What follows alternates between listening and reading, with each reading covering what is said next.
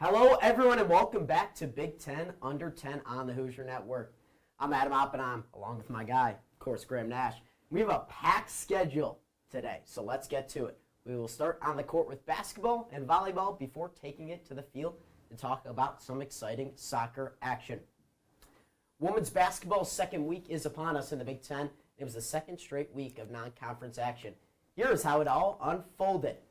Let's start with the highest-ranked team in the Big Ten, number 3, USC, who blew right past Cal Poly, 90-35. The domination continued on Tuesdays. The Trojans beat Cal State Northridge 124-39. Another new team in the conference, 5th-ranked UCLA, breezed past Colgate 81-63 and Pepperdine 91-54. 11th-ranked Maryland had a huge week, defeating CSU 70-47 and then knocking off number 16 Duke on Sunday 85-80. Ohio State, 12th ranked in the nation, had a week off before dominating against Charlotte 94-53 on Tuesday. As for the 21st ranked Nebraska Cornhuskers, they took care of Southeastern Louisiana, but by only 10, 78-68. But they rolled over Southern University 84-58 on Tuesday. The 23rd ranked Illinois Fighting Illini went 2-0 on the week. First, they won against Florida State 83-74 and then grinded out a win over Marquette 65-53. The shocker in the Big Ten was in Assembly Hall. 25th ranked Indiana lost to the Harvard Crimson in overtime Thursday 72-68. Another ranked team in 25th ranked Oregon won a pivotal top 25 matchup as they won a thriller against number 17 Baylor. They held off a fourth quarter comeback by the Bears to win 76-74. Oregon had an easier matchup on Tuesday as they locked down North Texas 66-35. Iowa nears the top 25 as they took down Virginia Tech 71-52. Michigan is receiving votes in the top 25 after a dominating win against Lehigh 86-55. Let's stay in the same state with Michigan State, who absolutely clobbered Yale, reaching the century mark, winning 100-44. And it was a similar story for the Spartans on Monday as they cruised against Eastern Michigan 95-49. Penn State defeated Canisius 89-57. The Nittany Lions also beat Duquesne in a high-scoring battle 92-83. The Scarlet Knights played a couple close games, beating Cornell 72-61 and NJIT 94-84. The Huskies of Washington had a couple easy matchups, winning against Pacific 81-50 and Siena 94-51. The Golden Gophers took care of Vermont 74-52 and UMass Lowell 82-37. The Badgers of Wisconsin knocked off Big East foe Georgetown 79-61 on Sunday. Purdue got demolished by number 6 Notre Dame 102-58. Northwestern drops to 0-2 as the Lehigh Mountain Hawks beat them 85-68. Graham, that was a ton of scores, and there was a lot more tight action this week. What stands out to you? 3 games really stand out. We'll start with Maryland taking down Duke, kind of renewing that rivalry of theirs that they had for such a long time. So that's really exciting just in general that Maryland has come back and kind of renewed that rivalry. But they had 4 different players score double-digit points. That's really impressive, led by Kayleen Schmeichel, who had 23. She's a transfer from Rutgers. And that's another thing. They had 10 transfers. So being able to pull it together for this game, that's really impressive, and they look good. Second game, the Indiana Hoosiers losing at home to Harvard. That is just so devastating, unexpected, unbelievable. And it was really the press from Harvard that caused issues. 27 turnovers from the Indiana Hoosiers. You're not going to win a basketball game if you have that many turnovers. And just proving again, the Hoosiers just having a tough time with press defense. So they're really going to have to lock that down. Terry Morin said she's not hitting the panic button yet. So still some good feelings in that locker room. At least there must be. And the last game was the Oregon game. They took down Baylor. They were 0-5 against Baylor going into that contest, so really impressive. And Baylor almost came back, won it in the fourth quarter. Oregon was able to hang on. Right. But I felt like it was more Baylor almost won it than Oregon almost gave it away. The Bears, they shot under 30% in the first 2 quarters and then over 50% in the last 2. So really impressed with Oregon being able to hang on, and they've got 7 transfers as well. They could be a good team going forward. Yeah, certainly plenty to improve on for all of these Big Ten teams, but we should learn more week by week.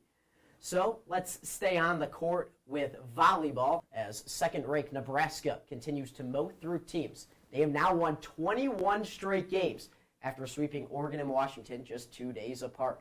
Number 4, Penn State had an interesting last week. They took care of Northwestern 3-1, but then lost their first conference match of the season at 6th-ranked Wisconsin, 3-0. In Madison, Wisconsin dominated against Iowa, winning in straight sets. And Iowa also had a rough go of it versus Northwestern, losing 3-1. The Boilermakers won the in-state rivalry against the Hoosiers, 3-1 in Bloomington. And back at home, they breezed through Michigan 3-0. As for the Hoosiers, they dropped another match at home, this time to USC 3-1 on Sunday. The Ducks completed the week at 500 as they cruised past Minnesota in 3 sets. In Champaign, Illinois pulled off a massive win against USC as the match went the distance 3-2. And the Illini were able to grab another win, sweeping Ohio State 3-0.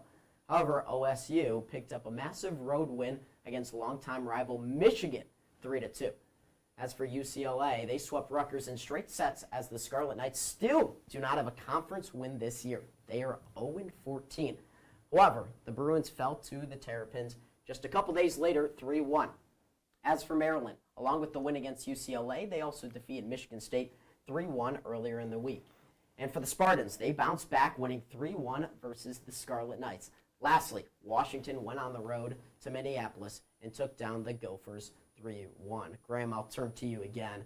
What are some of your takeaways in the past week in Big Ten volleyball? I mean, big thing is Nebraska looks pretty much unbeatable. Right. They are so good, and it's really just they just have so much confidence in every player. Something that's really interesting that I noticed in that last match was that Merritt Beeson, she's a stud. She is an incredible hitter. She played all the way around until she got to that left back position, and then they brought in a defensive specialist. Usually it was Lainey Choboy, and it was so interesting because that's not usually what you have happen. Usually they're going to play all the way around or get subbed out after the hitter serves. So it just really shows that there's so much confidence in the defensive players that they're willing to kind of move things around as they need to get out of a certain rotation. And then the other thing I noticed is we talked a couple weeks ago about Penn State and how they're undersized. And we saw that pretty much in full effect when they lost. They got swept by Wisconsin. And it wasn't even really that close. I mean, Wisconsin, they outblocked Penn State 11-0, and then they outhit Penn State 465-117. That is just unreal. So clearly Penn State, they're having some issues dealing with the height of some of these taller teams. And so it's just going to come down to, can more things go right for Penn State than things go wrong for the other teams? And that didn't happen for Wisconsin. So a little uncertainty for the Nittany Lions. For sure. So still about a month of the regular season action to go, and it will be interesting to see how it all shakes out. Let's talk about women's soccer. They had a Big Ten tournament that came down to the wire, and also the bracket for the NCAA tournament came out on Monday. 10 Big Ten teams are in the 64-team bracket. However, we first have to talk about how the Big Ten tournament ended. UCLA Bruins blanked Washington 2-0. As for the 1-seed USC, they were tied with Rutgers at 1-1 after the second overtime. In the shootout, the Scarlet Knights won 3-0 to advance.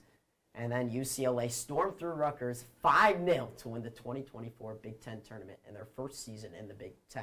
Graham, what did you think of the Big Ten tournament? USC should never have lost. I mean, we got to start there, right? They were up 1-0 against Rutgers with pretty much an entire half to go, and they had an extra player on the field. So the Rutgers forward got a red card. So the fact that they lost that game is unbelievable. They outshot Rutgers 26-11, and it all just came down to Rutgers' keeper, and Bodmer was incredible. Olivia Bodmer had a great game. So UCLA, they took care of business, but USC, they should have been much more in contention. Now, who do you have going far in the NCAA tournament on the Big Ten? I think USC could bounce back. They're a number 1 seed. I think that they could do well. I think UCLA, they're a stud team. They're really good. They have a lot of confidence. So I would watch out mainly for those West Coast teams. And that's going to do it for today's show. Thank you so much for tuning in to Big Ten Under 10. Special thanks to our producer, Colin Dusek, and graphics, Daniel Trouterman. Be sure to subscribe and follow us on Twitter and Instagram at B1G_under10, and check back in next week for our next episode of Big Ten Under 10.